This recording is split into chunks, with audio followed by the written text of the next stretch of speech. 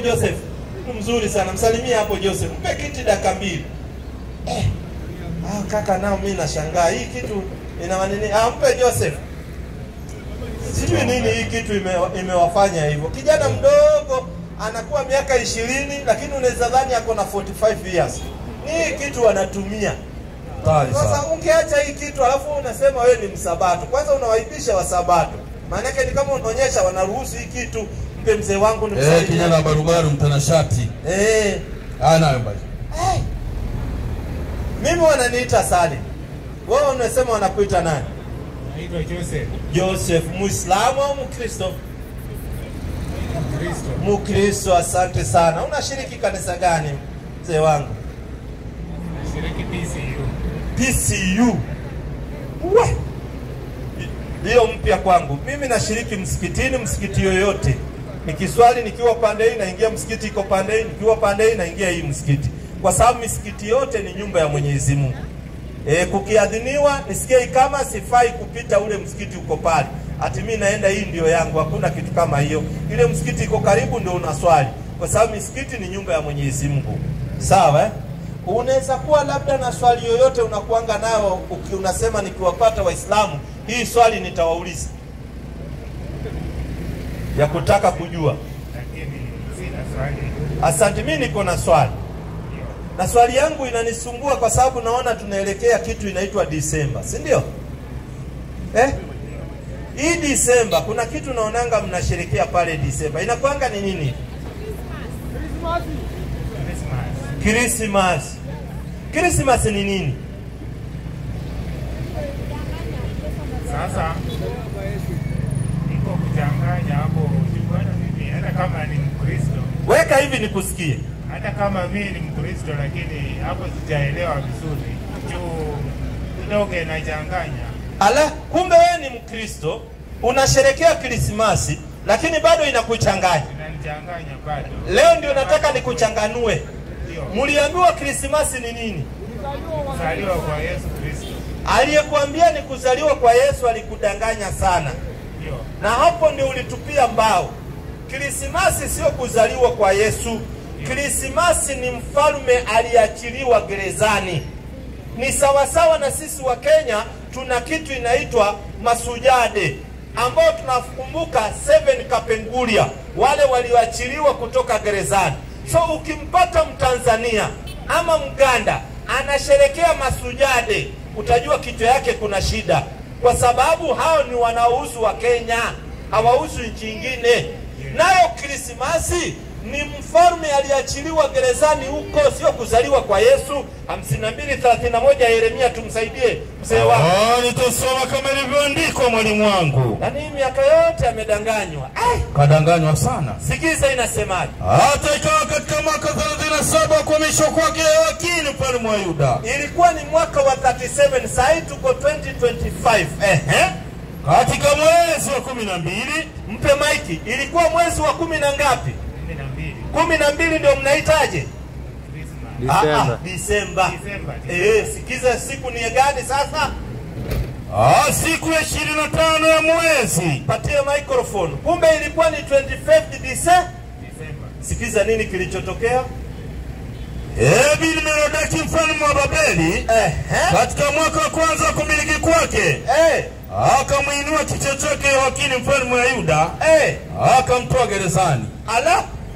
Kumbe 25 Disemba ni mfalme alitolewa kutoka gereza. Sio kuzaliwa kwa Yesu. Hapana, ulidanganywa mno. Hata na huyu kidogo amepitia. Unaona? Ulidanganywa mno. 25 Disemba ukienda kusherekea, wewe unasherekea mtu kuachiliwa gerezani. Cameraman ungekaa pande hii juu ya mwangaza. Unaona? 25 Disemba ni mfalme aliachiliwa kutoka gerezani, sio kuzaliwa kwa Yesu. Wewe unamjua Muhammad? Ama wacha kwanza hiyo 25 Disemba. Sisi Waislamu kuna kitu tunasherekea inaitwa Eid. Usaisikia Waislamu wanasherekea Eid? Asanti. Sikiza, Eid inatajwa ndani ya Qur'ani na ndani ya Biblia. Sijui mbona wewe mzee wangu ukujangi kusherekea. Tuanze na Qur'ani 50. piga fanusi yake. 51, piga fanusi yake muonyeshe. Alafu kakangu, ningeomba tu uzunguke hivi nikusalimie. 51 ningeomba tu salamu ya Mungu. Zunguka tu hivi nikusalimie. Salamu nzuri, usiwape salamu.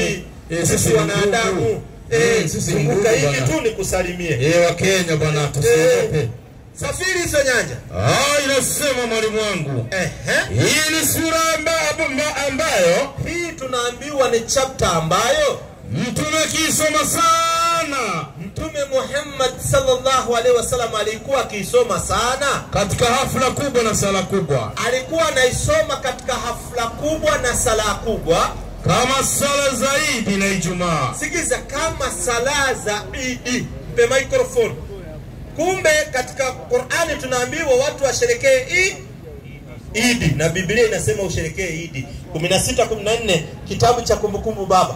Kuja brother bana, sisi wa Kenya, nikupe kiti hapa dakika 2 upumzike. Kaka, zungukizia watu viatu kidogo waweze kununua. 16:14 hapa hivi. Hapa kando tu. Kaka na ako biashara kidogo, kimbie kwa ajili ya viatu. Akachacharika kidogo. Na wewe ukiuza viatu unakunywa yote. Sasa hata watoto utaleaje baba? Utabakisha nini kaka? Wacha bwana. Kidogo unabakishia juu ya watu. Usimwagilie moyo sana kaka. Haya, 16:14 baba. Cheka. 16:14. Inasema mwalimu wangu. Inasema nawe utafurahi katika Idi yako. Muonyeshe na ni Biblia. Biblia inasema utafurahi katika Idi yako. Marisia, unafurahi wewe na nani? Na utafurahi katika Idi yako. Wewe na mwanao na binti yako. Pe microphone.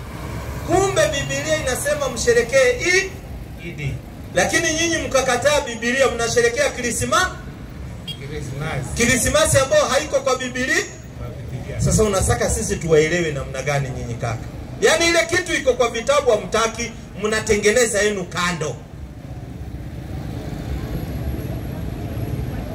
Wewe nyumbani uko na kanzu? Weka mic hivi, uko na kanzu? Hapana. Kwa nini huna kanzu? 3:11 Luka baba, tumsaidie. Nije kwa kakangu naye hapa. 3:11 mwalimu wangu. Luka akawajibu akiwaambia, Biblia inasema akajibu akiwaambia, mwenye kanzu 2, mtu akiwa na kanzu 2 na ampe asiye na kanzu. Patie microphone. Kumbe Biblia inasema ukiona mtu ambaye hana kanzu anafaa pewe kanzu ngapi? Na nikikupa kanzu ukavaa ukatembea hapa Bungoma ukiwa umevaa kanzu, watu watadhani wewe umekuwa dini gani? Muislamu. So Biblia inakufunza uwe dini gani? Muislamu. Na unafanya nini kanisani?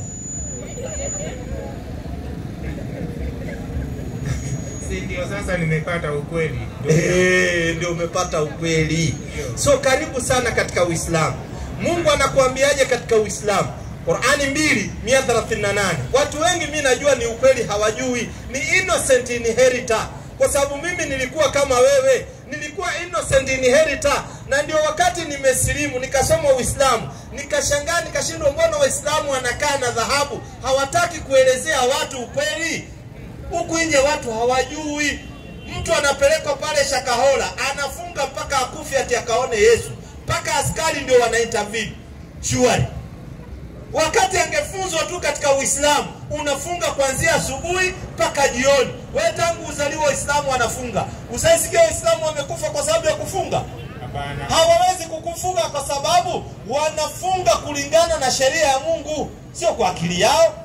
Sikiza habari baba. Kwa jina la Mwenyezi Mungu mwingi wa rehema na mwenye kurehemu.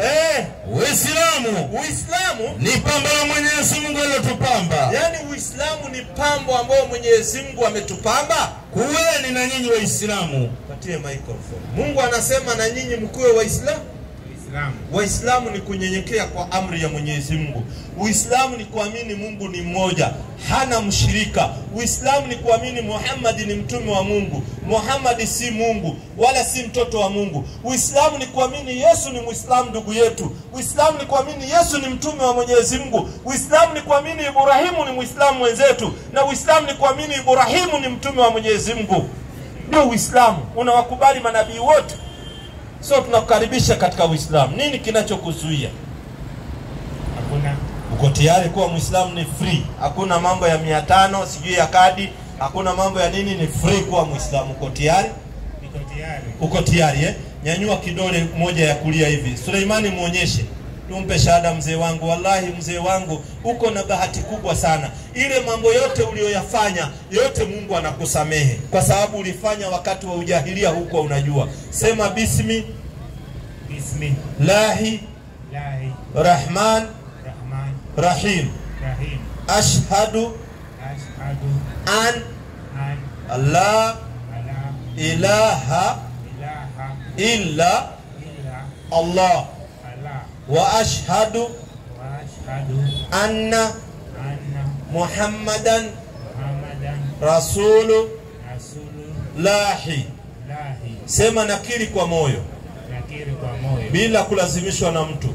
Bila kulazimishwa na mtu. Kuwa Muislamu. Kuwa Muislamu. Sema nakiri kwa moyo.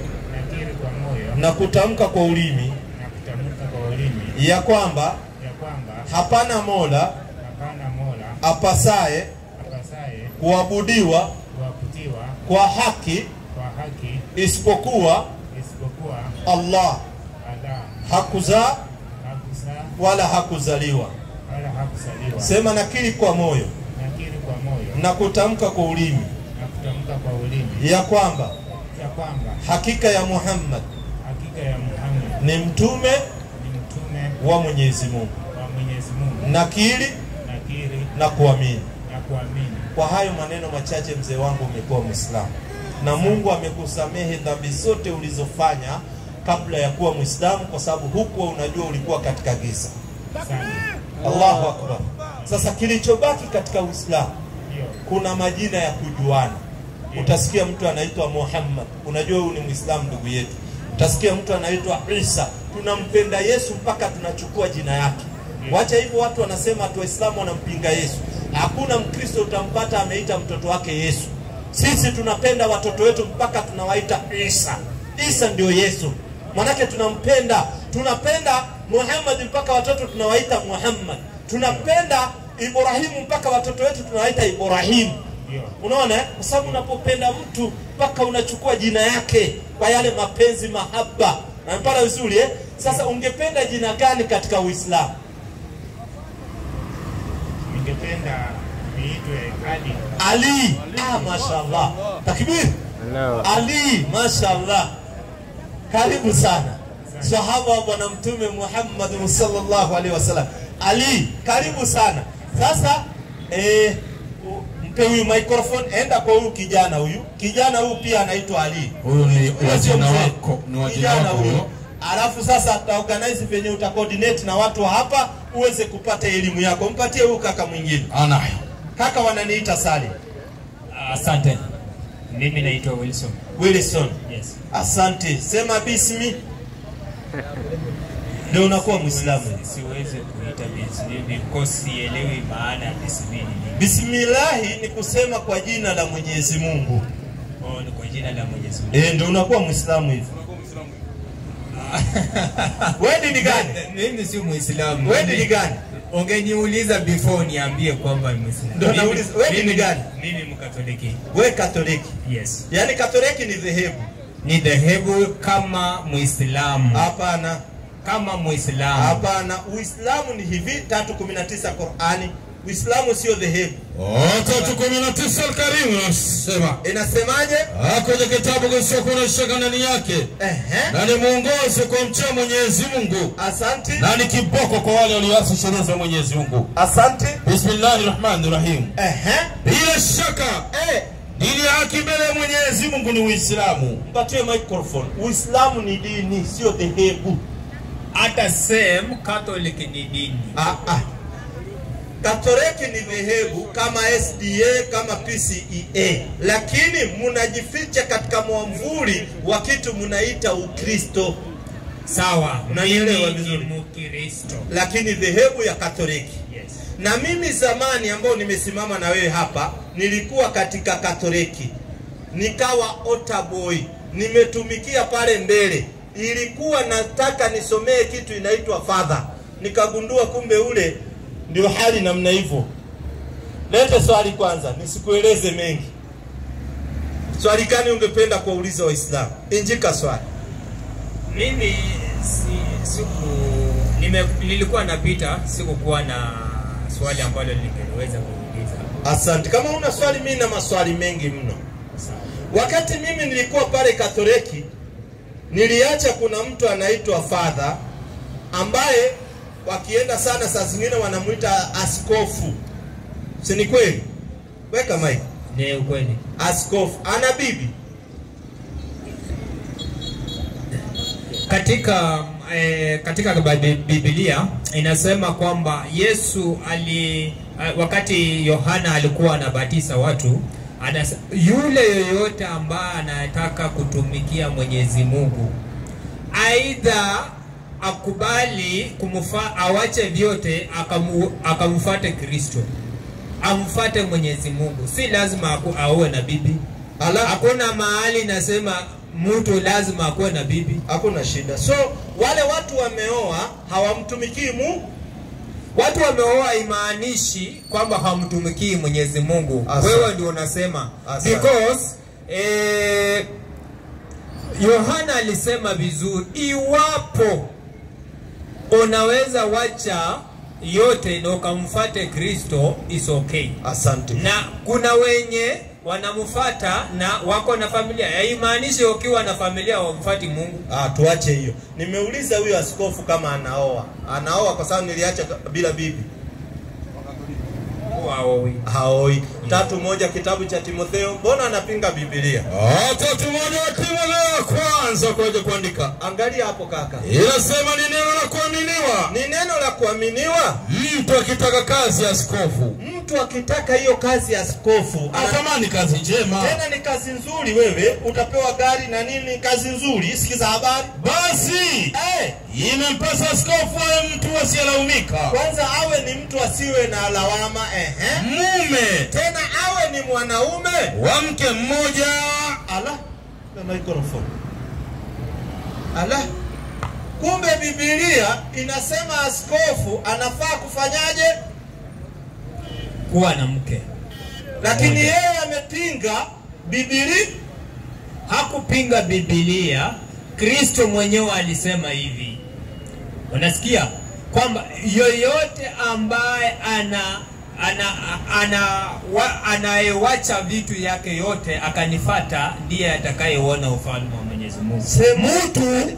Mtu ana nafsi yake binafsi. Ngoja kidogo. Sasa utaachaje vitu vyote wakati unahitaji kula?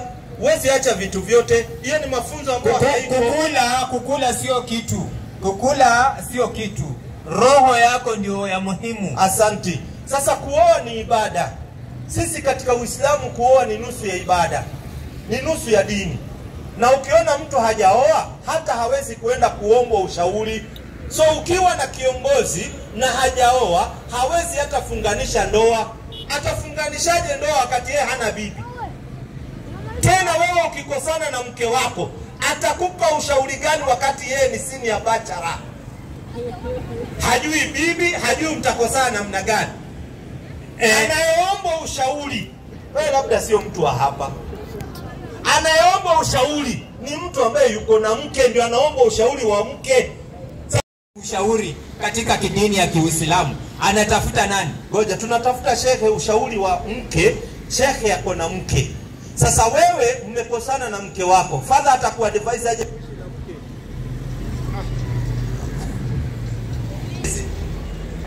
Katika ufalme wa Mwenyezi Mungu, Yesu alijaribu kumaanisha hivi.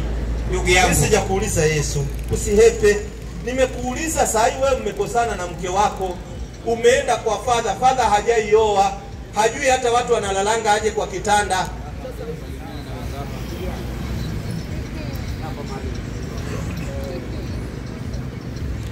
Ndio nataka unieleze atakupa mawaidha gani? Atanipa mawaidha kulingana na Biblia takatifu ya maandiko. Wewe inaonekana sio kupenda kwako. So wewe ukikosana na bibi unaendanga kuomba ushauri kwa mabachara eh? Siwezi naomba ushauri ndugu yangu. Ukweli ni kwamba kila mwanadamu anaendanga mbele ya haki personal. Hawaendingi mbele ya haki na mtu mwingine. Mimi sijakuelewa kabisa wewe. Kidogo labda huelewi chenye nakuuliza. Nimekuelewa. Sasa hivi. Yes. Wewe uko na mke. Ndio. Umekosania kule kitandani. Ndio. Sawa? Labda ana mambo amekataa nao na nini? Ndio. Utaendaje kuambia bachara na hajai kaa na mke? Hajui mke anabembelezwa aje? Hajui mke kama anaambiwa maneno mazuri, anaambiwa my sweet hata ama nini, hajui. Hajaishi na mke, hajui kama mke anakuzangu hapa ama hapa, hajui. Sasa watakupa waidha gani? Shwari. Afala takirun. Hata hiyo fikiri, unawezaje kuomba ushauri mtu ambaye hajainunua gari, hajui gari, hajui makanika, ati unamwambia gari inaendeshwa namna gani? Si lazima uulize mtu ambaye ni dereva ndio akwambie kuna gia inawekangwa hapa. Sasa ukitaka ushauri wa mwanamke lazima uulize wazee ambao wameishi na wanawake. Unamwambia mke wangu anaenda hivi, mzee anakuambia nimeishi nao, hao wanaendanga hivi, lazima umbembeleze hivi. Lakini wewe unaenda kwa fadha, hajui hata mwanamke anachekeshangwa namna gani. Ni sawa bro, nimekuelewa. Nimekuelewa vizuri. But haimaanishi kwamba kwenda tafuta ushauri ni kwamba ni lazima mtu akuwe na huyo mtu. Lazima. Wewe inaonekana sio mtu katika Uislamu ni lazima, lakini katika Ukristo sisi sio lazima. Kwani Ukristo inakuanga namna gani? Yaani ati Ukristo mzee akioa wakikosana na bibi ati wanaendanga kwa vijana wa mtaani wale ambao hawajaioa. Sio vijana wa mtaani. Hata sio kijana wa mtaani. Hajaoa, yuko katika ujana kwa sababu hajaoa. Hivi wewe experience, hebu nikuulize. Wewe ukipata pikipiki, hujaiendesha pikipiki, utaenda kuuliza mtu hajaiendesha pikipiki ama unauliza wanaoendesha pikipiki inaendeshwaje? Ndugu yangu, tutoka katika hiyo mada kwa sababu kulingana na wewe unanilazimu mimi nikubaliane na yale ambayo ni venye naona unataka kuaibisha wazee. Hapana, siaibishi mzee. Hata kimila. Wewe inaonekana hata mila hukusomeshwa kidogo. Hata kimila. Yes. Mtu yoyote akikosana na mke wake anaenda kwa wazee, haendagi kwa vijana. Mbona anayepelekwa kwa wazee? Kwa sababu wazee wamekuwa kwa ndoa, wanajua matatizo za ndoa. Sasa wewe unakimbia kwa kijana ambaye ni father. Sasa pole, lakini wacha tuondoke huko. Yes. Huko kanisani. Yes. Niliacha kuna sanamu. Siku hizi ziko ama mliondoa? Sanamu. Sanamu sisi tunamwabudu Mwenyezi Mungu. Sijauliza kuabudu. Ukiingia pale Katoliki kuna sanamu ya Mariamu na kuna sanamu ya Yesu. Sanamu iko ama hakuna?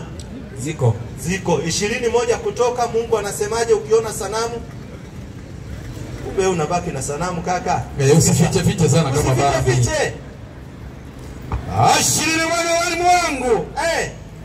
Nitasoma kama ilivyoandikwa. Teremka baba. Mungu akanena maneno haya yote akasema. Mungu akanena maneno haya yote akasema. Mimi ni Bwana Mungu wako. Niliyekutoa katika nchi ya Misri. Katika nyumba ya utumwa. Usiwe na miungu mingine ila mimi. Usijifanyie sanamu ya kuchonga. Mungu anasema usijifanyie sanamu ya nini? Ya kuchongwa. Na ile iko pale imefanywaje? Imechongwa. Kumbe wewe unaenda kinyume na Biblia.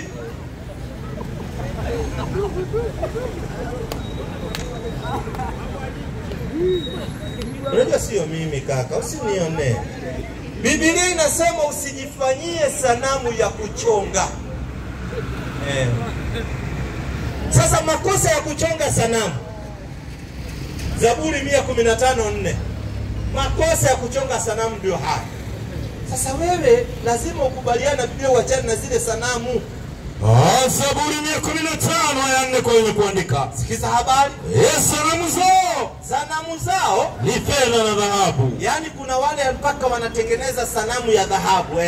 Kazi ya mikono ya wanadamu. Tena ni kazi ya mikono ya wanadamu. Fundi ndio anakuja ati katika mkono, fundi anakuja anakuambia tulia nimalize kutengeneza mkono ndio wewe uombe hii sanamu. Anapiga simiti yake vizuri, anapiga kanini, akimaliza wewe unakuja kupiga magoti hapo. Angalia na angalia chini. Unajua nilikuwa ndio nikahama. Safiri wewe. Sinabinya.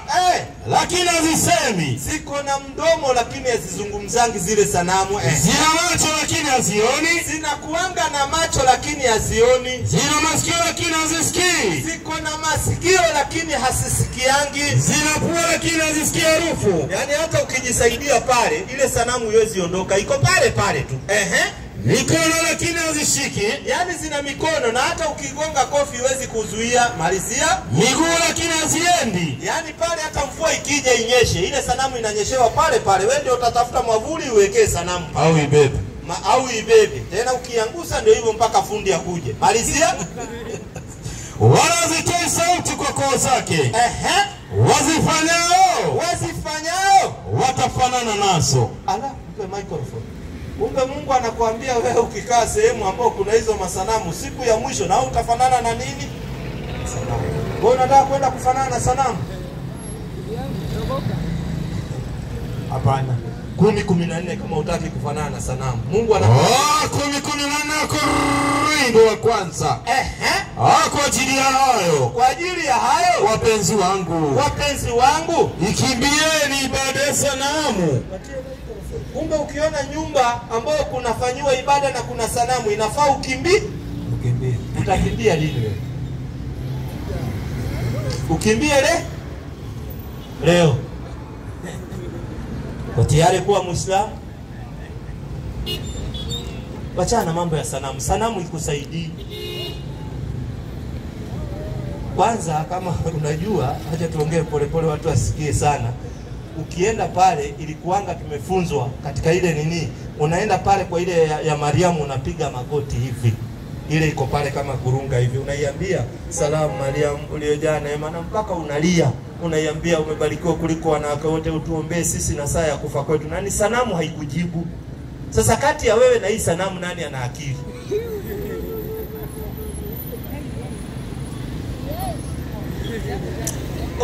Wacha kuangusha maiki. Mimi nakufunza kitu ambacho kiko reality. Sikufunzi story, ni kitu kinafanyika na ni makosa.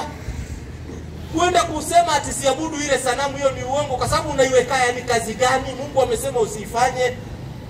Mimi ninamwabudu Mwenyezi Mungu. Lakini kuna sanamu ni makosa, ni dhambi. Sasa inafaa uende uitoe hizo sanamu. Sasa yule aliyeweka hiyo ndio mwenye makosa, sio mimi. Mimi ninaenda ni kama saa hii mimi nikuje msikitini, nianze sanamu na nianze kuomba ile sala ambao wewe walinifundisha wewe sasa. Asante, lakini tumeambiwa ukiona kuna sanamu ukimbi. So wacha nimalize ama so mimi ninapokuja huko unaponifunza vile niombe vile wewe unajua, nitasoma kulingana vile ulinifunza. So mimi ninapoenda pale ninasoma kulingana nilivyofundishwa. Asante, lakini Biblia imesema usiingie mahali kuna sanamu.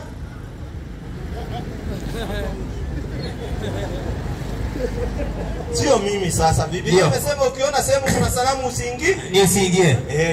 Kuanzia leo usiingie wapi? Katoliki. Kama utaiamini Biblia, kuanzia leo usiingie wapi? Kanisani. Mimi nitaingia kanisani kumwabudu Mwenyezi Mungu. Ala, kumbe unaenda kinyume na Biblia? Siendi kinyume. Biblia imesema ukiona sanamu ukimbie. Ukimbie. Sina experience kwa hii mjadala. Ndio unaona makanisa mingi ilipasuka kutoka hapo, wakaondoa hizo misanamu. Kwa sababu walijua sanamu ni hatari. Wakaondoka na wakaziondoa. Kwa sababu ni makosa kuweka sanamu katika nyumba ya ibada. So kuanzia leo ujue unaenda pale, lakini ni makosa. Una swali ungependa kuuliza Waislamu? Na kweli swali ni rahisi hivi. Na kwa nini pia nyinyi mkachonga hiyo nini ya kuonyesha Uislamu hiyo? Kama hiyo kofia yako hiyo. Hii ni kofia nimevaa. Kwa nini nivae hii? 16:4 Walawi. Hapo ukiuliza mimi nakupa. Maandiko yapo bwana. Ndio hii kofia. Paruanja. Sikiza habari. 16:4 Walawi. Pole pole tusaidie kijana. 16. Si amesema tena kofia. Ama ni mwezi. Mwezi nitakujibu pia. 16:4. 16:4. Lawi. Walawi. 16:4. Anauliza kofia, kanzu, acha nimalizie hiyo alafu mwezi nimjibu vizuri. Wewe ingia ndani, ingia ndani. Si angeingia kama ameuliza ndani kama angekuwa vizuri sana. Safiri. Kama na maswali unaingia. Unasema mwalimu wangu. 16:4. Ataivaa ile kanzu takatifu ya kitani. Kwanza kanzu ni vazi takatifu ya kitani. Atakuwa na zile suruali za kitani mwilini mwake. Ukiangalia hapa mwilini mwangu niko na suruali. Sijui kama unaziona. Teremka. Atafunga ile mshipi wa kitani. Kuna mshipi hapa lakini kuna watoto wezi inua. Unajua uzee nao ndio hiyo. Naye ataivaa ile kofia ya kitani. Ataivaa ile kofia ya kitani hivi. Hayo ndio mavazi matakatifu. Basi ndio unaona nikivaa hivyo kwa sababu Biblia isanieleza mavazi matakatifu. Kama unauliza habari za mwezi wanaoweka kwa msikiti, hakuna katika Qur'ani wala katika Sunna mahali imelazimishwa kuweka. So iliwekwa wakati wa Ottoman Empire. Kutofautisha kati ya misikiti na makanisa na nyumba zingine. Ndio ilikuwa imewekwa wakati hiyo, lakini sio sheria ya Mungu iwekwe. So ndio unaona misikiti mingi haina. Sisi hatufuatangi kitu blindly, lazima tufanye uchunguzi kitu ilitoka wapi. Kwa sababu mwongozo wetu ni Qur'ani na Sunna za Bwana Mtume Muhammad sallallahu alaihi wasallam. Hatujipurukulishi kwa kitu hapana. Lazima tufanye investigation. Umenielewa kaka? Asante. Sasa uko tayari kuwa Muislamu? Acha nifikirie. Ufikirie. Yes. Asante sana. Mpe mzee wangu. Kwani unafikiria ukienda? Sifikira tu unakaa hapo unafikiria. Haya, mimi wananiita Sali. Okay, mimi naitwa Baraza Dennis. Baraza Chris. Muislamu Mkristo. Mimi Mkristo. Asante. Na pia kucha kwangu hapa hivi nimeona mnajadili kuhusu dini ya Kiislamu. Na pia na maswali kama 4 hivi. Wanga nataka jibu sana. Asante. Sasa nilipoona mmeweka wazi hivi nikaona wacha niulize hii maswali. Umefanya vizuri. Swali la kwanza, nafikiri mimi Mkristo huwa natoa fungu la 10. Yaani Mkristo anatoa fungu la 10. Natoa sadaka. Sadaka na fungu ya 10 vitu mbili tofauti. Yaani vitu mbili tofauti. Asante. Sadaka nadhani fungu la 10 ni ile sehemu ambayo natoa kwa mapato yangu ya kila mwezi. Asante. Nielekeze kwa nyumba ya Bwana. Asante. Na hiyo inaandikwa katika kitabu cha Malaki nafikiri 3 kuanzia pale ukiendelea utapata kwamba Mwenyezi Mungu mwenyewe anasema mnamuibia. Naam. Tunamuibia katika njia gani? Hatutoi zaka kamili. Asante. Tulete zaka kamili katika nyumba ya Bwana ili nyumba ya Bwana iwemo na vyakula. Asante. Lakini ajabu ni kwamba ndugu zangu, mimi sijawahi ingia katika msikiti. Lakini sijawahi ona Muislamu anatoaje hiyo zaka ama fungo lake la 10 kwenye mali yake anayopata kila mwisho wa mwezi huwa anatolea Mungu aje. Kwa sababu naamini ya kwamba ni Mungu anayesema huyo. Asante sana. Sana naomba nipe hiyo jibu tuone. Swali nzuri sana. Kwanza Muislamu hatoi fungu la 10 kwa sababu Mungu hakulipishi mali aliyekupa. Na wala Mungu hali hiyo mali. So Muislamu hatoi fungu la 10. Kwanza hiyo ni X, hiyo itakuwa ni utumwa. Yaani wewe kila mwisho wa mwezi unatoa 10%, hiyo ni utumwa. Sisi Waislamu tuna kitu tunatoa inaitwa zaka. Zaka inatolewa mwaka mara moja na haitolewi na kila mtu. Inatolewa na matajiri wanapea maskini. Okay. Na haitolewi 10%, inatolewa 2.5%. Alafu ni ile faida ambayo uko nayo. Yaani wewe umetoa expenses zote mwaka mzima, umebakisha faida milioni 10. Ndio faida yako, haina deni, haina chochote. Hii milioni 10 ndio unatoa 2.5%, unatafuta maskini, unapatia maskini atoke katika umaskini aweze kujisimamia. Asante sana Mwalimu, nimeridhika na hilo jibu. Mimi ni baadhi ya wao maskini. Kabla hujatoka hapa hivi unielekeze wapi naenda kupewa hiyo. Tulia wewe, usisilimu kwa ajili ya kupewa zaka. Kwa sababu unakuwa umesilimu kwa ajili ya kupata zaka, sio kwa ajili ya Mungu. Hiyo zaka haipewi Mkristo. Zaka haipewi maskini mwingine. Zaka ni maalum kwa Waislamu peke yao. Lakini sadaka kwa Muislamu anaweza pewa Mkristo sadaka, anaweza pewa mtu hana dini sadaka. Kwa sababu sadaka inapewa watu hawa 960 Qur'ani. Tulia wewe. Kwa jina la Mwenyezi Mungu mwingi wa rehema na mwenye kurehemu. Unajua nyinyi mnachukua 10%, mnaenda mnapatia mtu mmoja ambaye mnaita mchungaji, anakula yeye na mke wake na watoto wake. Yaani wewe unabeba watu hapa na bike, ukipata pesa unapelekea mchungaji ambaye anatembea na V8 ya 12 million, unampelekea shilingi 20,000. Kati ya wewe na yeye, wewe ndio akili yako haiendi vizuri, kwa sababu huwezi chota maji kwa mtungi umwage kwa bahari. Sasa wewe utapatiaje mtu ana gari na wewe huna gari? Malizia kwanza sadaka, ndakuja. Sadaka hupewa watu hawa. Sadaka hupewa watu hawa.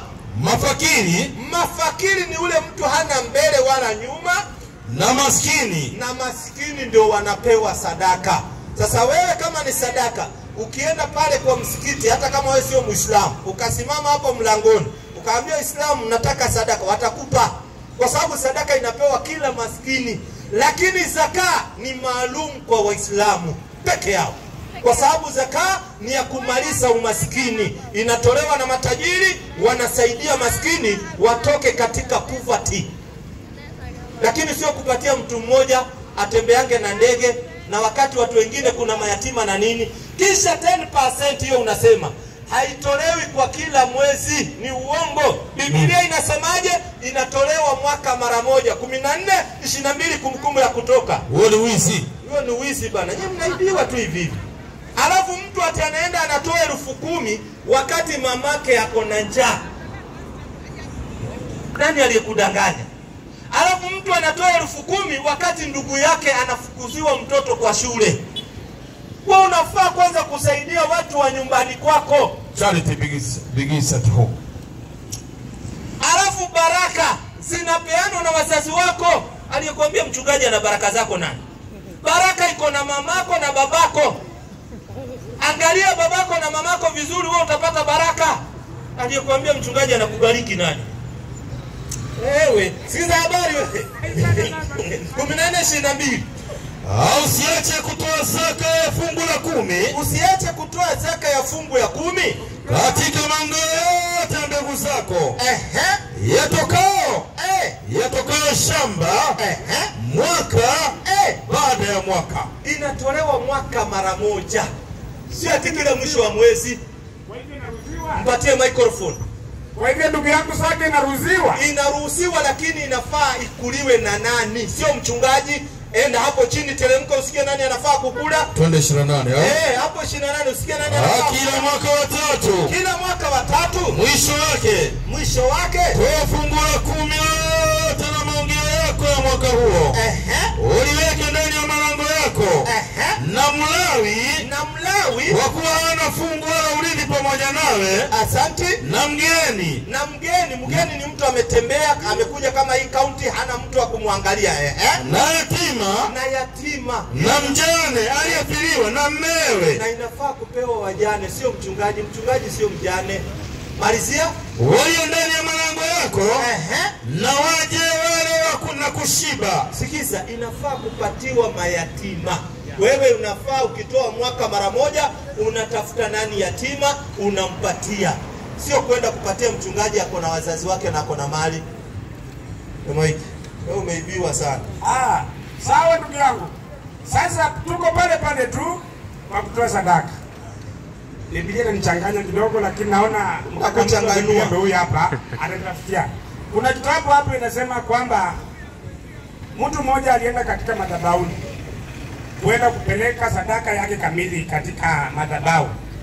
Na alipotoka nyuma na akaahidi mke wake ya kwamba tuenda kuuza sehemu yetu, tuilete saka kamili mbele ya Mwenyezi Mungu. Unanielewa? Alipofika pale akauza na akachukua sehemu kidogo akajificha kwa sababu ya familia yake. Lakini ile kidogo alichopata akaileta. Alipopeleka mwake kuleta pale mkwani kwa akamwambia, umeleta kamili? Akasema ndio. Hakika umeleta kamili? Akasema ndio. Na kumbe alikuwa ndanganya, alikuwa ameficha sehemu yake ya mali hiyo nusu. Alikufa pale pale. Hii kumaanisha kwamba madhabahu ya Mwenyezi Mungu pia unapoleta ulete ikiwa kamili. Hakuna kitu kama hiyo. Hiyo ndio Biblia. Nani ana hiyo Biblia jamani? Ngoja kidogo. Yesu alikuwa duniani. Yesu alikuwa duniani. Yesu alikuja duniani. Asante. Yesu alikuwa na wanafunzi 12, si ndio? Sawa kabisa. Hao wanaitwa kuhani. Tulia. Kuna mahali wanafunzi 12 waliitisha watu sadaka. Ndio.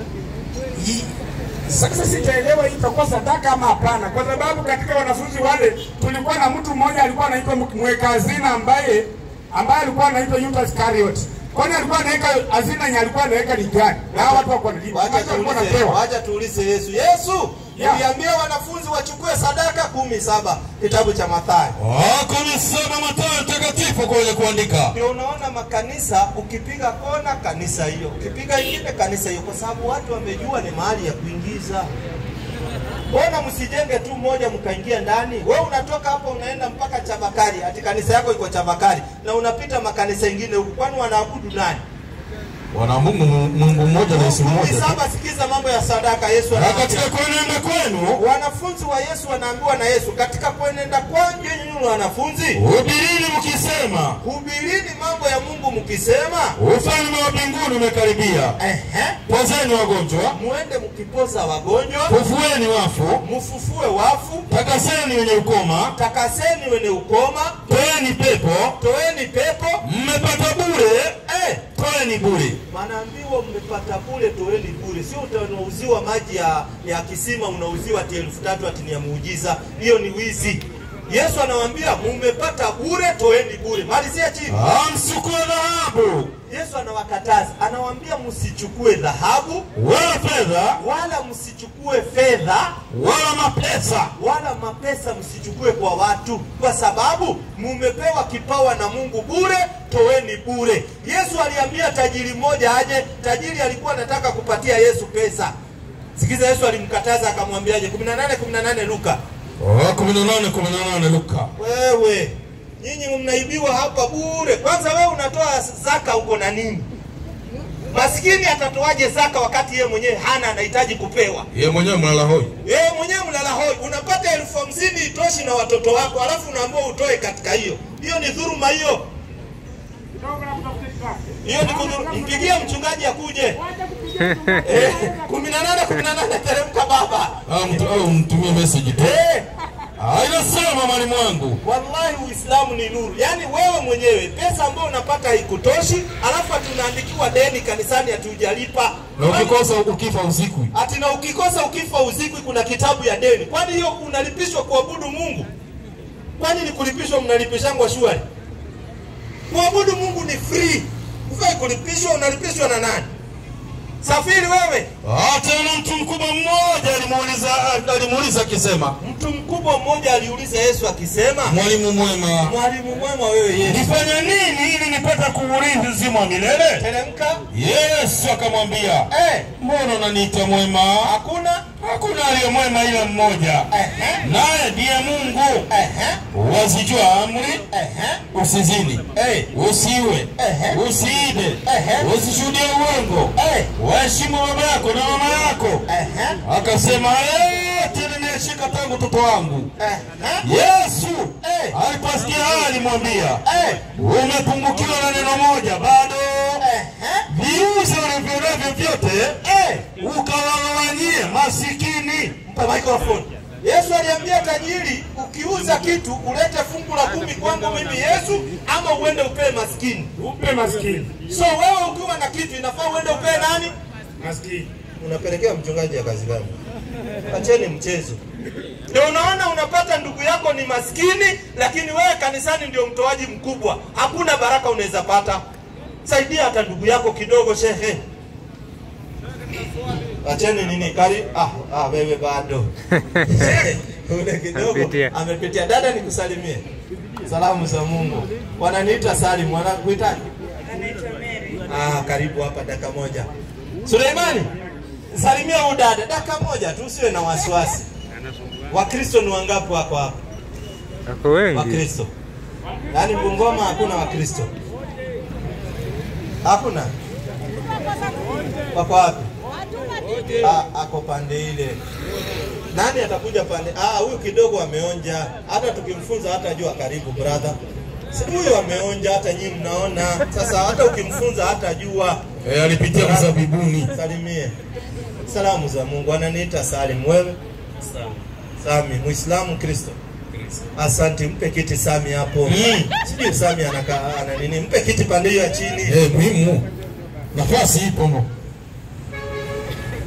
Tulia mzee wangu, usiwe na wasiwasi. So sadaka ukiwa nayo, kwanza anza na nyumbani, ndio Uislamu unatufunza. Dini isiwe ukoroni. Ati wewe ni kuvunwa tu, hapana. Uislamu unatuambia kwanza unaanza na nyumbani. Ukiona nyumbani kuko sawa, unatoa sadaka nje kwa maskini, sio kwa mtu ambaye Mungu amempa. Hapana. Because maji nimekuambia unachota maji kwa bahari, sio kumwaga maji kwa bahari. Sasa nyinyi wachungaji wenu naona wamejiweza. Mtu anatembea na V8, mwingine hapo na Range Rover ya 40 million, alafu wewe unampa 2000. Sasa 2000 hata mafuta haiwezi weka. Wewe ndiye anafaa kupe. So tulia naja kwako wewe. Manake wewe unataka kutajirisha tu wachungaji. Maskini wamejaa humu, unataka kusaidia. Mpe dada nimsalimie. Dada umesema wanakuita nani? Mary, mimi wananiita Salim. Umesema hadi ni gani vile? Mkristo. Je, ungekuwa na swali yoyote ungependa kuwauliza Waislamu? Swali yoyote inakusumbuanga, labda unaona Waislamu wanaenda kwa choo wanatumia maji, hawatumii tissue. Unaona unashangaa mbona watumie maji wasitumie tissue hao Waislamu? Au kuna swali yoyote ambayo inakusumbua kuhusu Uislamu, labda Muhammad umjui ni nani? Swali yoyote, nafasi iko. Hapa hatuonyeshani ushindi, hapa tunafundishana. Kama ndugu yangu alikuwa anapelekea mchungaji sadaka, nimemwambia atafute maskini awasaidie. Na kabla hajatafuta maskini angalie nyumbani kwanza. Nimemkosea hiyo. Hapo umemnyorosha. Aende kwanza nyumbani, kama kuko sawa atafute maskini hapo jirani. Ama wajane basi. Ndio sasa umekuja kwa pointi. Lete swali. Mimi swali yangu. Kuna mafunzo mazuri. Naam. Lakini wakati mnaenda msalani naona mnaenda na maji. Hapo mtanielekeza mnionyeshe meaning hapo ni gani? Meaning hapo ni ndogo sana. Unaona huyu mtoto? Tuseme kwa mfano ni wangu huyu mtoto si unamuona akajiendea haja nyumbani na mimi ndio nimebaki naye. Nikaona huyu mtoto, wacha nichukue maji safi nimuoshe na maji. Nikachukua maji nikamuosha na maji safi. Na mimi babake nikaenda haja. Nikatumia tissue. Alafu wewe ni mke wangu ukaingia nyumbani, ukasikia kuna nuka harufu ya kinyesi. Ukaniuliza baba fulani, mbona hapa kuna nuka hivi?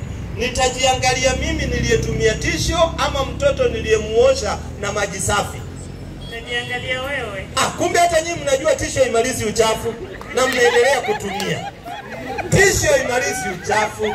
Na ndio unaona mtu anayetumia tissue aende angalie nguo yake ya ndani, lazima itakuwa inabaki na uchafu. Kwa sababu katika zile milima mbili Mungu ameumba, kuna kitu inaitwa friction inakuja. Wakati unapanguza bado kuna baki yale matone. Sasa friction ikija inatengeneza ile kitu ndio inabaki kwa nguo. Unashangaa mimi mtu mzima, mbona nguo yangu ya ndani kuna uchafu? Lakini ukitumia maji ile uchafu yote inaondoka. Na ndio corona ilipokuja tuliambiwa tutumie maji sio tissue. Unafaa ukienda kwa choo utumie maji sio tissue. Biblia inasema utumie maji, Qur'ani inasema utumie maji. Nyinyi ndio mnaogopa maji.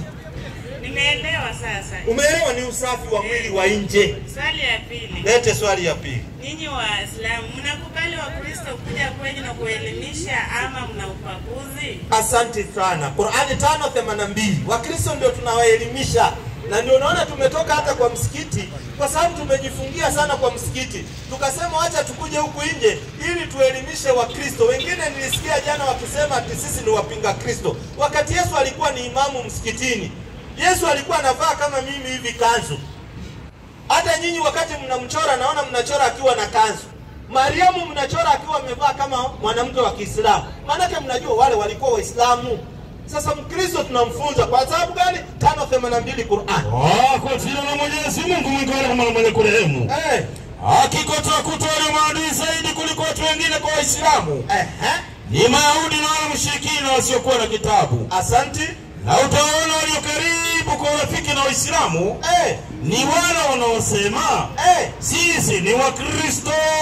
Ani imetuambia marafiki wetu wa karibu ni Wakristo, na ndio nikakuita kwa sababu najua wewe rafiki wa karibu. Kwa sababu hivi karibuni utasilimu, tutakuita Halima. Unaona? Unapendeza. Malizia. Hayo ni kwa sababu wako miongoni mwao wanavyoni. Katika Wakristo kuna watu waliosoma na wachao Mungu. Na kwa nini? Na kwa sababu wao Wakristo hawatakabali. Wakifanyaje? Wakijua haki huifuata. Mkristo akijua ukweli anafuata. Ndio unaona kanisani hamfundishwi Biblia, mnaimbishwa sana. Kwa sababu wanaogopa mkifunzwa Biblia mkijua sadaka inafaa kupewa maskini, pale ataondoka. So lazima akuimbishe sana, alafu akwambie toa dada ulicho nacho wewe, Bwana anakuona mpaka mfukoni mwako. Hakuna. Nashukuru Mungu. Tumekuwa wapotevu sana, lakini tumeshukuru kuelimisha. Na ndio nakwambia karibu katika Uislamu. Uislamu ni dini ya watu wote, na Uislamu ni mandatory kusoma. Hebu angalia ajabu ya Uislamu. Yaani ukiingia katika Uislamu unaambiwa lazima usome ndio ujue Uislamu na ujue chenye unafanya. Sawa, nashukuru. Utakuja. Kabla hujakuja tulia hapo. Nataka moja tu na zawadi kwako. Tulia tu nikupe zawadi moja. Wewe ulikuwa Mkristo kweli Kristo. Sikiza Biblia inakuambiaje? 11:5 tumpe hiyo zawadi ndogo. Tumsaidie tu. Dada zetu hawajui. Kwanza hawa ndio wanaporwa sana hawa dada. Kwa sababu nao imani iko juu. Ndio anatoa kutoa. Sikiza habari 11:5. Tumsaidie tu dada yetu. Wapi baba? Kwa Korinto wa kwanza 11:5. Tumsaidie dada. 11:5. Inasema mwalimu wangu. Karibu. Bali kila mwanamke asalipo, kila mwanamke anaposali au anapohutubu. Hata unaweza rukia hapa, wewe ni mwanaume bana. Kama uwezi hapa unazunguka tu. Kila mwanamke anaposali au anapohutubu, yani mwanamke akitoka nje anapotembea, bila kufunika kichwa, yuaibisha kichwa chake. Patie microphone. Biblia inasema mwanamke akitoka kwa nyumba lazima afunike nini? Kichwa. Mbona leo hukufunika? Sasa kufunika si shida, tunaweza funika, lakini sasa tujazoea. Ala, Biblia ndio imesema, sio mimi. Biblia imesema kila mwanamke. Haijasema mwanamke mmoja, kila mwanamke akitoka anapoenda kuzungumza na watu au kusali ama nini lazima afunike nini? Kichwa. So kuanzia leo utakuwa ukifunika nini? Kuanzia kesho nitakuwa nafunika kichwa. Asante sana. Amri. Na ndio hivyo sasa ndio unakuja ukivaa buibui pole pole. Hata ndacheji mavazi yote. So karibu katika Uislamu. Uko tayari kuwa Muislamu? Kuwa Muislamu sio mzigo, ni kuamini Mungu ni mmoja na unaamini Muhammad ni mtume wa Mungu. Na hakuna mambo ukifa ati unapelekwa mochari. Mochari unapelekwa kufanya nini? Mochari unaenda unakatwa huku, inawekwa dawa ati ndio mwili. Hakuna. Katika Uislamu ukifa ukiwa mwanamke, wanawake wa Kiislamu wanakuja wanakuosha, unafungwa na kitambaa, unaenda unazikwa. Hakuna kuzikwa na sanduku, hakuna kuzikwa na mobile phone, hakuna kuzikwa na chaja, hakuna kuzikwa na suti, hakuna kuzikwa na viatu. Hiyo inapewa watu ambao wako hai. Ndio. Najua. Sasa karibu katika Uislamu. Nini kinazuia kuwa Muislamu? Nakuja. Utakuja? Nashukuru. Haya, karibu sana. Haya, mpe kaka huyu. Tulia wewe, mtu wa sadaka. Utarudi kwako, mpe huyu kaka. Kiti iko hapo, usihepe wewe. Wewe kiti iko hapo, usihepe. Na kama kuna mtu ana swali, karibu, nafasi iko. Dadangu namuona umekuja pia, nafasi iko. Na buibui yako iko. Karibu hapa, nafasi iko. Tunafundishana, hatuonyeshani umaarufu. Brother, mimi wananiita Sali. Mimi kwa majina naitwa Douglas. Asante. Muislamu Kristo. Asante. Tupe swali ya leo. Kwanza kabisa nawashukuru. Asante. Kuja hapa kutufunza. Asante. Swali kwa tuna hayo moja. Leta. Na sisi tunaamini kwa Yesu Kristo mwanawe pekee wa Mungu. Nanyi mnaamini kwa Muhammad? Hapana. Sisi tunaamini kwa huyu Qur'ani 2:136. Sijamaliza. Lakini usituwekelee. Sawa. Wewe ungeuliza nyinyi mnaamini kwa nani tukufunza? Mnaamini kwa Mungu kwa kupitia Nabii Muhammad. Swali yangu iko hivi. Mungu alipoumba ulimwengu, Biblia iko wazi na inatufunza kwamba tulikuwa na neno, na hilo neno ni Yesu Kristo. Na swali langu inakuja, tulikuwa na manabii wengi ambao walitumwa hapa duniani, ila tu tulikuwa na moja peke yake aliyekuwa na mkombozi, ukweli na njia ya uzima ya milele. Sasa kati ya manabii wa Uislamu na wa Kristo, sisi wetu ni Yesu Kristo, nanyi ni Muhammad, kwa sababu kila mahali tunaamini kwamba mnaamini Muhammad ni nabii mkuu aliyetuma ulimwenguni. Swali langu ni hivi, je, nani nabii mkombozi wa ulimwengu? Asante sana. Hii ndio kitu wa Kristo walikorogo. Waliambiwa Yesu ni wao, Muhammad ni Waislamu. Hii kwanza ni uongo wa hali ya juu. Manabii wote walikuwa ni Waislamu. Manabii wote, Yesu alikuwa Muislamu, Muhammad Muislamu, manabii wote walikuwa ni Waislamu. Yesu si ati wa Kristo na nini, hapana. Kwanza na tulia, nataka nikupeleke swali yako nikujibu. Nabii aliyetumwa kwa ajili ya watu wote 21:107 Qur'ani, alafu muonyeshe, alafu nimuoneshe Yesu. Kwanza wewe ni mpingaji wa Yesu. Hapa nataka nikuprovie leo, siendi mbali. Safi. 21:107 Al-Karim. Qur'ani kwanza nimfunze nabii wa watu wote, alafu nimfunze kwa Yesu. Maana naona hapa huwa wananyemelea lakini hawako pale. Safi. Kwa jina la Mwenyezi Mungu mwingi wa rehema na mwenye kurehemu. Nasi hatukukutuma, hatukukuleta ila uwe rehema kwa ulimwengu wote. Piga fanusi yake baba. Mitume waliotangulia kabla Mtume Muhammad sallallahu alaihi wasallam, kila mmoja alipelekwa kwa kabila yake na taifa lake tu. Mtume Muhammad sallallahu alaihi wasallam peke yake ndiye aliyepewa utukufu wa kupelekwa kwa watu wote. Muhammad ndiye ametumwa kwa ajili ya watu wote. Samahani, swali ilikuwa hivi, hata Musa pia alitumwa kwa watu wote.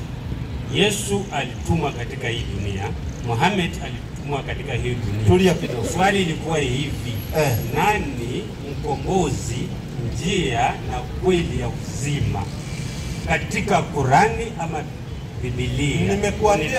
Nimekueleza Muhammad ndiye ametumwa kwa ajili ya watu wote. But si mkombozi wa ulimwengu. Mkombozi kutokana na nini?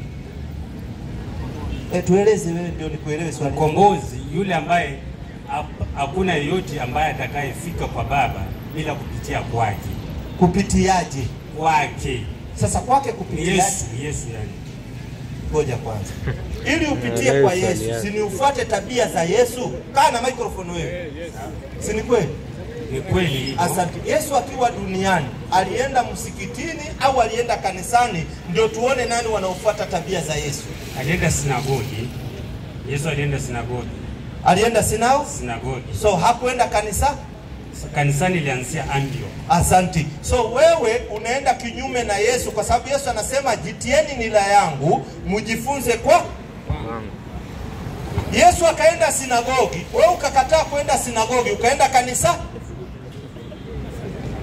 Atuli ya kwanza nimalizane naye. Tunaenda pole pole kujifunza. Hii sinagogi ni nini?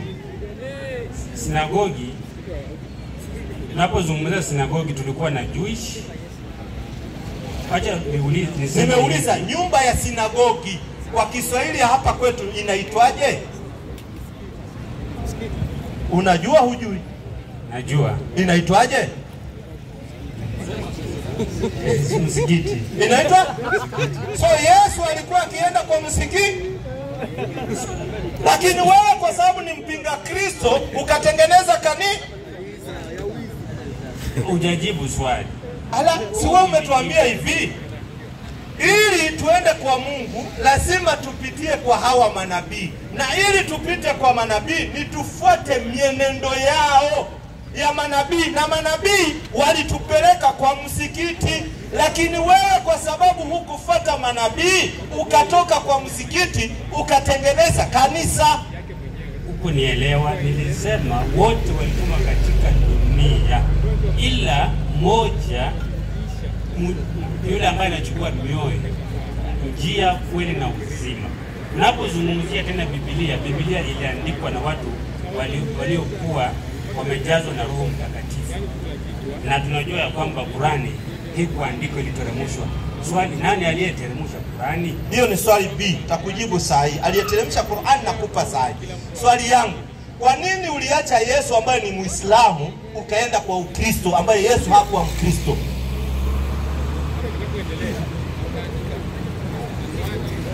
Jibu ndio hili. Yesu anaitwa Jesus Christ. Christ ni mpako wa mafuta. Hiyo haina shida. Sasa sisi jina Christians inatokana na jina Christ. Wapi imeandikwa? So umeuliza swali na kujibu. Na unipe ushahidi pia. Ushahidi inaweza kuletea, lakini sahi hauna. Sikiza Yesu anasemaje? 4:10. Unajua kuna watu wanamheshimu Yesu kwa midomo, lakini kwa matendo iko mbali na Yesu, ambao ni nyie. Kwa mdomo mnamheshimu Yesu sana, lakini matendo hamko karibu na Yesu. 4:10 Mathayo. Sikiza Yesu anafunza watu namna gani? Anasema Yesu, muda nao umekimbia hata ilikula 4:10.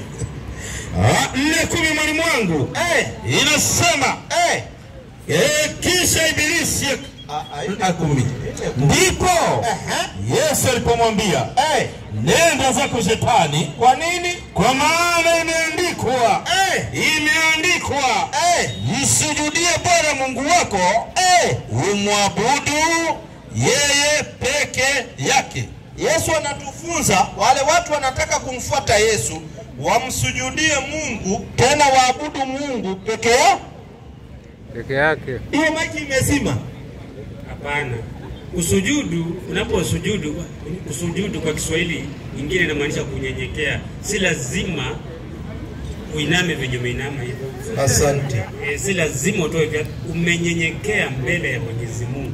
Hiyo kusujudu. Tuulize Biblia 34:8 Kutoka. Kusujudu maana yake nini? Unajua wewe lazima utapinga Biblia. Si mpingaji wa kawaida tu huyo. Baba, ataelewa. Ataelewa tu. 34:8. Inasema mwalimu wangu, Musa akafanya karaka. Si tunaita rukuu, ndio hii karaka. Akainamisha kichwa chake hata nchi. Hii ndio kichwa hii. Angalia hii. Akainamisha kichwa chake hata. Kiswahili ukisikia hata unaweka mpaka chini. Musa akainamisha hata nchi hivi kwa nchi. Akafanyaje? Akasujudu. Microphone. Kumbe kusujudu ni kupeleka kichwa yako mpaka wapi? Kanyenyekea. Mpaka wapi? Chini. Chini ni wapi? Hapo kwa sakafuni, hapo udongo. Kuna mwingine ananiambia, nasikia tu akisema ati roho ndio inasujudu. Roho iwezi sujudu. Ni wale watu wanakuambianga kwa kanisa ati Musa aliambiwa atoe kiatu ya roho. Roho inavaa kiatu namba ngapi? Unajua mambo ya Mungu pia unafaa uwe mtu reasonable. Roho haivai kiatu. Kiatu ni mguu ndio inavaa. Kiatu yenye tunazungumzia ni dhambi ya roho. Iliandikwa wapi kiatu? Dhambi ni kiatu. Unapotoa kiatu kwa Mungu peke yake haikupeleki mbinguni. Mungu alisema watu watoe kiatu ya mguu Mwenye ama kuna roho. swali kesho inshallah. Wanaangalia roho, waangalie kiatu. Kristo kweli kazi. 3:5 kitabu cha Kutoka tuone. 3:5 baba. Kwa sababu Mkristo anaweza fanya jambo lolote kwa sababu Mungu haangalii mavazi, na ndio unasikia vaa utakapovaa. Mungu haangalii mavazi, Mungu anaangalia roho. Watu wanakuja wamekupigia miniskirt na nini kwa sababu wanajua Mungu anaangalia roho. Mungu anaangalia mpaka mavazi, na ndio anaambia watu wavae vizuri na wakule vizuri. Sikiza habari 3:5 tumalizie. Naye akasema, usikaribie hapa. Vua viatu vyako miguuni mwako. Mpe microphone. Biblia inasema viatu viko wapi? Viatu, tunapozungumzia viatu katika yako ya kuzungumza, Biblia imesema viko wapi? Miguuni. Kumbe Musa anaambiwa atoe viatu wapi? Miguuni. Miguu iko wapi nikiwa nimesimama hivi? Si ndio hiyo? Hii ama roho? Wala nyinyi. Chukua microphone. Ngoja. Anagoja. Una hepa swali. Swali gani umeuliza? Ile ya kwanza hiyo, na ya pili nimekuuliza. Swali ya kwanza tumemaliza, Yesu ni Muislamu, ukaniambia alikuwa anaenda sinagogi. Sinagogi ni msikiti. So wafuasi wa Yesu wako msikitini, sio kanisani. Ilikuwa swali lilikuwa hawa manabii wawili, nani mwenye anakupeleka kwa Mungu, mwenye njia kweli na uzima? Hiyo ndilikuwa swali. Kati ya Muhammad na Yesu Kristo wote ni mitume. Sikiza nikufunze kitu.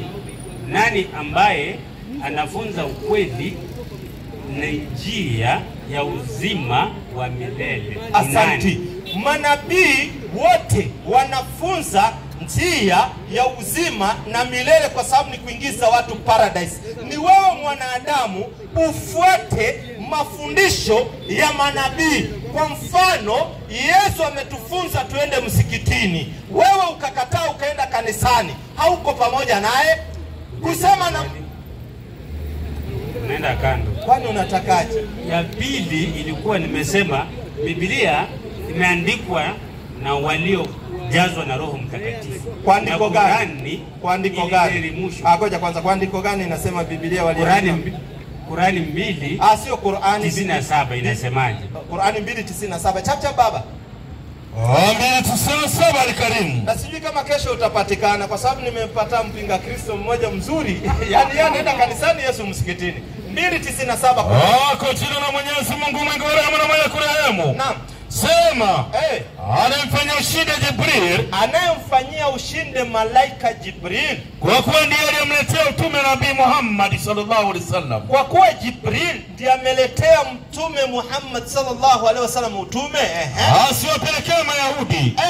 Ni bure anakosa Jibril. Teremka. Hakika yeye ameteremsha Qur'ani moyoni mwako. Hakika malaika Jibril ameteremsha Qur'ani moyoni mwa bwana mtume Muhammad sallallahu alaihi wasallam, kwa idhini ya Mwenyezi Mungu. Tena by permission of Allah. Mpe mic. Hapa inasema yule aliyekuwa adui wa Jibrili. Hebu mpe asome. Mpe asome. Hii ni Kiswahili. Mpe asome. Asome. Si ni Kiswahili imeandikwa hapo. Mnabadilisha mpaka Qur'ani, tumeenda madarasa. Hebu tusome hapo. Yenye ikaapa hivi si yenye imetumiwa kwa watu. Hebu soma. Unajua sitaki asomee na mtu mwingine ili watu waseme tunasoma mambo yetu. Yeye anajua Kiswahili, hebu atusomee. Sema anayemfanyia ushindi Jibrili, kwa kuwa ndiye aliyemletea utume Nabii Muhammad, asiwapelekee Mayahudi.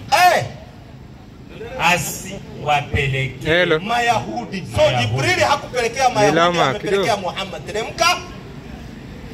Ni bure.